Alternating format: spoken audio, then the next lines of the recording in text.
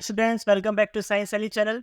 तो बच्चों, पिछली वीडियो में हमने हमारी चारों की चार केमिकल प्रॉपर्टीज डिस्कस कर ली है। चार वीडियो मैंने बनाई थी कंबशन, ऑक्सीडेशन, एडिशन और सब्स्टिट्यूशन रिएक्शन पे।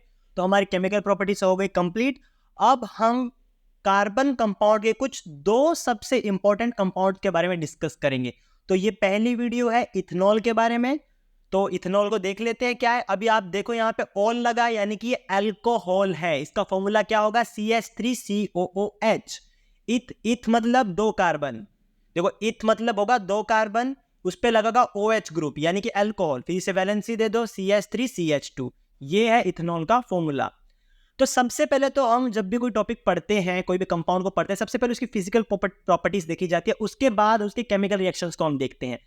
तो इथेनॉल की सबसे बड़ी पहली प्रॉपर्टी क्या? वो लिक्विड होता है रूम टेम्परेचर पे। रूम टेम्परेचर माना 27 डिग्री सेल्सियस, जो आम टेम्परेचर पे हम रहते हैं उस टेम्परेचर पे इथेनॉल लिक्विड होता है। और ये कलरलेस है, जैसे वाटर कलरलेस है, वाटर जैसे ये भी कलरलेस है।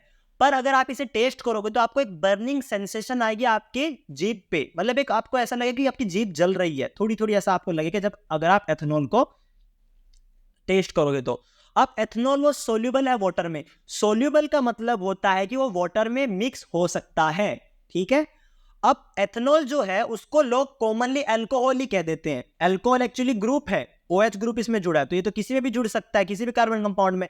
पर जो लोग हैं वो कॉमनली इथेनॉल को ही अल्कोहल कह देते हैं। और जो भी अल्कोहलिक ड्रिंक है, जो भी अल्कोहल वाली ड्रिंक होती है, दारू और ये सब चीजें, उनमें इथेनॉल मिलाया जाता है, ठीक है। अब इतने गुड सॉल्वेंट है। सॉल्वेंट का मतलब होता है जो दूसरी चीजों को खुद में मिक्स कर दे, ठीक है। तो इथेनॉल को यूज करते हैं टिंक्चर ऑफ आयोडीन बनाने के लिए। आयोडीन 5-6% आयोडीन मिलाते हैं एथेनॉल और वाटर के मिक्सचर में। देखो, आपने एक बड़ा सा जार लिया, आपने नहीं, सॉरी, मेडिकल पर्पस के लिए होता है, मेडिसिन के और ये टॉनिक्स बनाने के लिए यूज है। टॉनिक्स का मतलब होता है जो पीने वाली दवाई होती है। कफ सिरप मतलब खांसी की दवाई है, तो उसमें भी इथेनॉल मिलाया जाता है। टिंक्चर ऑफ आयोडीन का मतलब है कि एक अल्कोहल होगा, ये इथेनॉल का सोल्यूशन होगा एक बीकर में, एक बोतल में, उसके अंदर थोड़ी सी आयोडीन डाल देंगे तो उसको कहते हैं टिंक्चर ऑफ आयोडीन, ठीक है।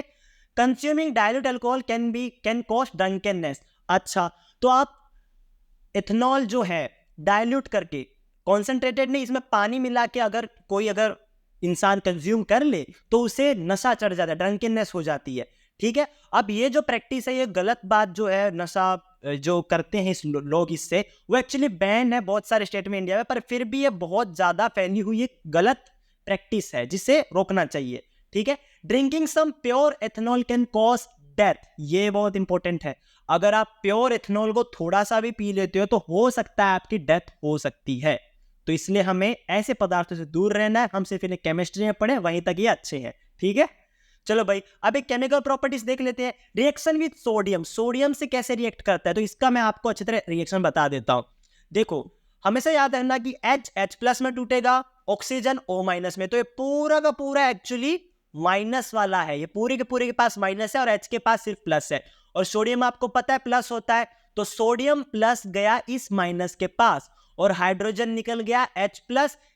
और हमने दो दो मॉलिक्यूल्स ले रखे हैं, इसका मतलब दो हाइड्रोजन होंगे और यहाँ दो सोडियम चिपकेंगे। तो इस वजह से यहाँ पे CH3CH2O- Na+।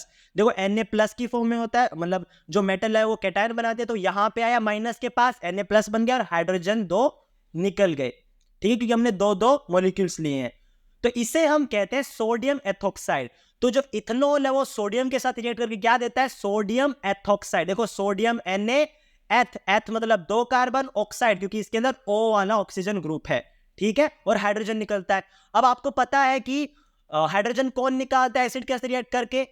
मेटल के साथ रिएक्ट करके एसिड हाइड्रोजन निकालता है, यानी कि एथेनॉल एसिडिक है नेचर में।